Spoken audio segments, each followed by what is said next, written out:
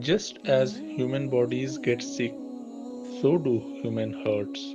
Physical diseases are much easier to treat than spiritual diseases. The most dangerous spiritual disease that affects the heart is the disease of arrogance and ego.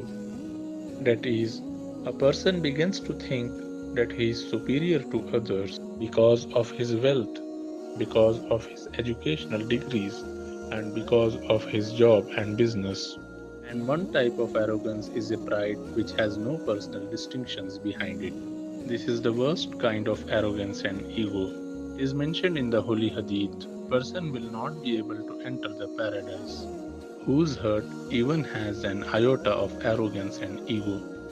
The method of righteous people was that whenever they felt the slightest suspicion of arrogance in themselves, then they immediately started